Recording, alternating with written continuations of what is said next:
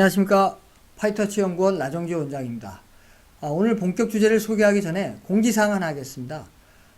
제가 최근에 소득주도 성장 정책 관련해서 이봉규 TV와 황태순 TV 그리고 뉴델리 TV에 출연해서 소개했습니다. 그리고 공병호 TV에서는 월간중앙 4, 5호에 나온 소득주도 성장 관련된 내용을 소개했는데요. 이 모든 동영상을 제 재생 목록에다가 탑재해 놨으니까 여러분들이 방문해 주시면 감사하겠습니다. 그럼 오늘 본격 주제를 소개하도록 하겠습니다. 오늘 주제는 막대한 예산을 투입한 그 결과는 어떤 것일까? 라는 주제인데요. 2019년도에 정부가 예산을 470조, 그 다음에 2020년도에 512조나 되는 슈퍼 예산을 편성했죠. 자, 이렇게 예산을 많이 투입했는데 과연 그에 따른 결과는 어떨까요? 우리 회사에서는 어떻습니까? 회사에서 CEO는 어떤 인풋 대비해서 그 아웃풋이 어떤가에 대한 평가를 받고 거기에 따라서 그 거치가 결정되고 있습니다. 그래서 이런 측면에서 우리도 이 예산이라는 인풋을 넣고 과연 아웃풋은 어떻게 됐는지 한번 검증해보는 그런 시간을 갖도록 하겠습니다. 자, 우리가 국가 예산을 투입하는 목적은 성장을 견인하고 분배를 촉진하기 위함입니다. 자, 성장을 견인한다는 것은 예를 들면 지금처럼 코로나19처럼 지금 경기가 많이 침체되어 있지 않습니까? 이럴 때에 국가 예산을 풀어서 재정 지출을 늘려서 성장을 촉진할 수 있도록 하고, 특히나 또 기업들에게 이 예산을 적절하게 투입해서 기업들이 매출을 늘려서 결과적으로 성장을 견인할 수 있도록 그러한 역할을 예산이 하는 것입니다. 또한 분배를 촉진한다는 것은 저소득층을 지원함으로써 소득 불평등을 완화하는 그런 역할을 예산을 통해서 하는 것입니다. 자, 그럼 우선 예산이 얼마만큼 증가했는지 좀 살펴보도록 하겠습니다. 파란색은 박근혜 정부 시절의 예산 증가율이고, 빨간색은 현 정부의 시절의 예산 증가율입니다.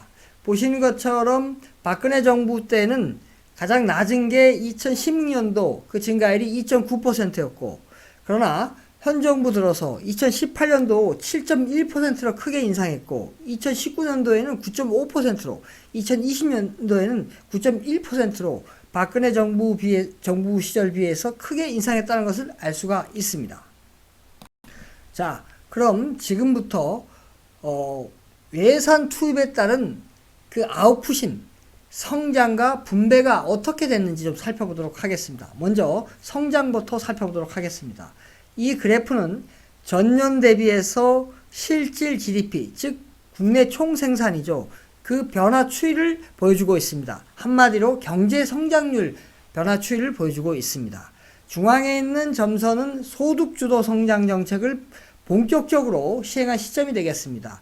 자, 소득주도 성장 정책을 본격적으로 시행한 이후에 그 성장률이 하락하고 있습니다. 2018년도에는 2.7%로 하락했고 2019년도에는 2%로 하락했습니다. 자, 앞에서 연단위 경제 성장률 변화율을 봤는데요. 이번에는 좀 쪼개서 분기 단위 경제 성장률 변화 추이를 보겠습니다. 자, 이 그래프는 전년 같은 분기 대비해서 실질 GDP가 얼마만큼 변화했는지 그 추이를 보여줍니다. 자, 중앙에 있는 게 이제 소득주도 성장 정책을 본격적으로 시행한 시점이 되겠습니다. 자, 소득주도 성장 정책을 본격적으로 시행한 이후에, 자, 그림에서 보시는 것처럼, 성장률이 하락하고 있는 것을 알 수가 있습니다. 자, 2018년 1분기에 그 성장률이 2.9%였고, 2018년도 3분기에는 2.1%로 하락했고, 2019년도 1분기에는 1.7%까지 하락했습니다. 자, 다음에 그러면 분배 지표는 어떻게 되는지 좀 살펴보도록 하겠습니다. 분배 지표의 대표적인 지표는 바로 진위계수인데요. 근데 진위계수는 최근 자료가 가용하지 않기 때문에 5분위 배율로 그 분배 지표를 좀 살펴보도록 하겠습니다. 자, 이 그래프는 균등화 처분 가능 소득 5분위 배율입니다. 쉽게 말씀드리면 상위 20% 소득을 하위 20% 소득으로 나눈 것입니다.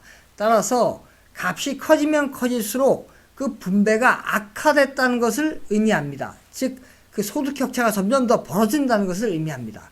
자, 데이터는 2003년도부터 2019년까지 가용한데 이게 분기단이 있습니다. 자, 그러면 1분기부터 살펴보도록 하겠습니다. 자, 그래프를 보시면 1분기에 가장 분배가 악화됐던 시기, 즉 값이 가장 큰 시기는 2018년도입니다. 2분기에는 2019년도가 가장 분배가 악화됐다는 것을 알 수가 있습니다. 자, 3분기에는 어떨까요? 3분기에는 2007년도와 2018년도가 분배가 가장 악화됐습니다. 2007년도는 글로벌 금융위기 시대가 되겠습니다. 4분기에는 2018년도가 가장 분배가 악화됐다는 것을 알 수가 있습니다. 자, 분배 관련해서 또 다른 지표가 하나 더 있습니다. 즉, 저소득층의 소득 변화가 어떻게 되는 것을 보면 우리가 분배가 잘 됐는지를 알 수가 있습니다. 자, 이 그래프는 전년 같은 분기 대비해서 소득 하위 20% 가계, 즉 저소득층 가계의 소득 변화 추이를 보여줍니다.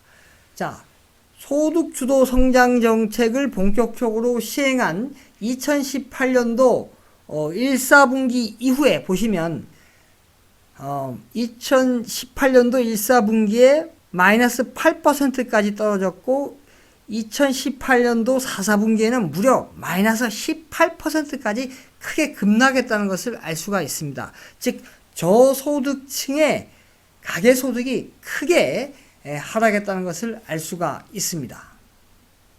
자, 요약해서 말씀을 드리면 예산은 현 정부 들어서 많이 증가했습니다. 아까 보신 것처럼. 그런데 아웃풋에 해당하는 성장률은 하락했고 그 다음에 분배 또한 가용한 데이터 중에서 가장 악화됐다는 것을 알 수가 있습니다. 즉 인풋을 많이 했는데 아웃풋이 상당히 안 좋아졌다는 거죠. 민간 사회에서는 어떻습니까? 사장이 인풋 대비해서 아웃풋이 안 좋으면 책임을 지고 물러나거나 또는 또 다른 페널티를 받게 돼 있죠. 우리 국민도 이 국가 예산도 인풋과 아웃풋 대비해서 우리가 봐서 이 성과가 안 좋으면 우리 국민이 준엄한 책임을 물어야 된다고 생각합니다. 오늘은 여기까지 하겠습니다. 감사합니다.